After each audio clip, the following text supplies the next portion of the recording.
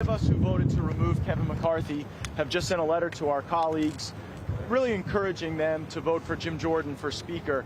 And it seems as though the 20 or so holdouts against Jim Jordan have no goals, have no asks, have no objectives other than to see the 8 of us suffer some consequence for having removed McCarthy. So we've made them an offer. The 8 of us have said that we are willing to accept censure, sanction, suspension, removal from the Republican conference. We, of course, will remain Republicans. We will continue to vote with Republicans on Republican principles. But if what these holdouts need is a pound of our flesh, we're willing to give it to them in order to see them elect Jim Jordan for Speaker.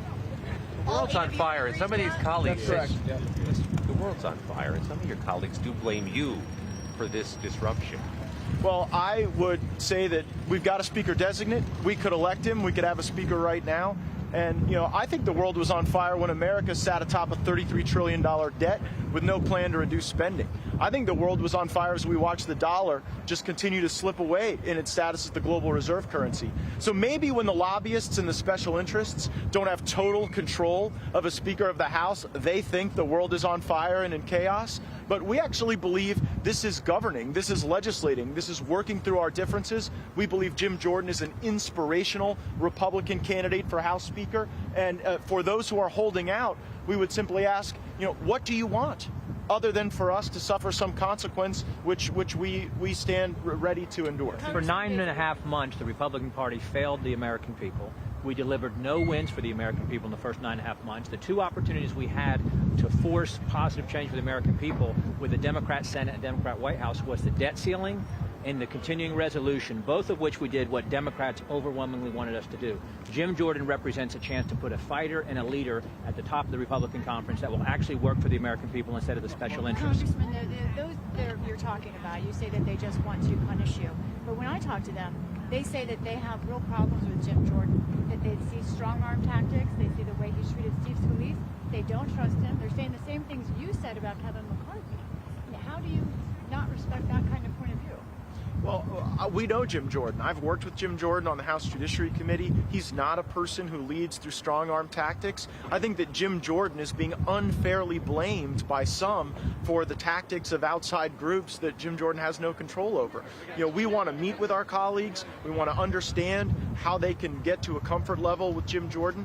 You know, we in January allowed the ascent of Kevin McCarthy to the speakership. We had specific goals. When, you know, those promises were made to meet those goals, we were willing to work with the team. So our call is to our fellow Republicans to vote with the team, work with the team, help us elect a Republican speaker. And hold on real quick. How can you say that these are strong-arm tactics? How can anybody say strong-arm tactics? We've had, what, 3 votes in the entire week? Back in January, you guys remember, it was vote after vote after vote after vote. Jim holds 1 vote, and then he goes and he tries to talk to these folks. And here's the other thing about Jim Jordan. I hear a lot in this conference about, oh, you got to support the team, you got to support the conference, you got to support the majority. What do the American people say? Are you guys hearing what the American people are saying? He is the #2 most popular Republican in the entire country.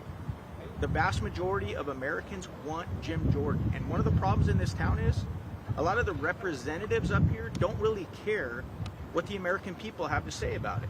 The American people certainly say they want a speaker. Kevin McCarthy back in January only lost votes for 9 rounds. It wasn't until the 12th round that he gained even 1 vote. Jim Jordan has had 3 votes. He's got roughly 200 Republicans supporting him.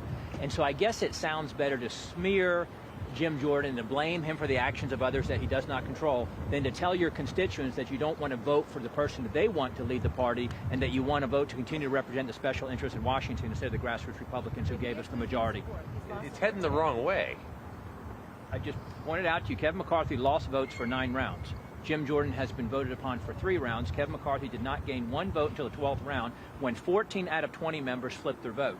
And yet folks want to report that, hey, Jim Jordan has no path to victory after 2 rounds, now 3 rounds. We believe that if we keep voting, Jim Jordan will be elected speaker. And let me make a point. This is not about us. This is bigger than us. That's why we're offering ourselves on this thing. So I think that needs to be made clear. It's not about the 435. It's about the 8 of us saying this is what we'll do. Are you all concerned at all that what's going on? some in your party will try to work with Democrats to pass a resolution to empower the Speaker pro tem? That's always an option, but I just don't see that. And why would Hakeem Jeffries, who's on record of denying multiple elections, why would he, if he had that working in secret, why would he disclose that to the public?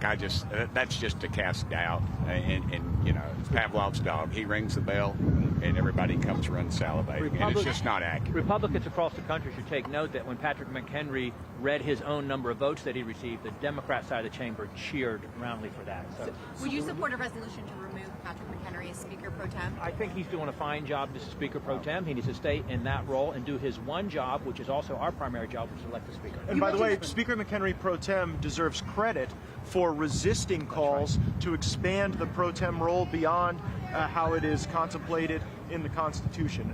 Patrick McHenry has earned our respect for having abided by the limitations on the power of the pro tem position, and for that, he should be commended. And just to clarify, what are the things that you're willing to do? You said remove from conference, remove from committees. What is that? Well, you know, we're eager to better understand how those who are unwilling to vote for Jim Jordan would react to our willingness to accept some consequence. We violated no rules of the House. We violated no rules of the House Republican Conference. That were voted on unanimously. Yeah, but if Kevin McCarthy voted for these rules.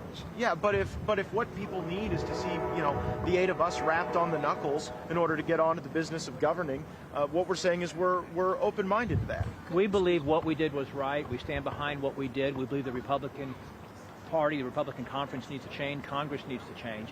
However, if we're the reason that the conference can't come together and elect our Speaker designee, then we're willing to submit ourselves to whatever consequence. Including committee assignments.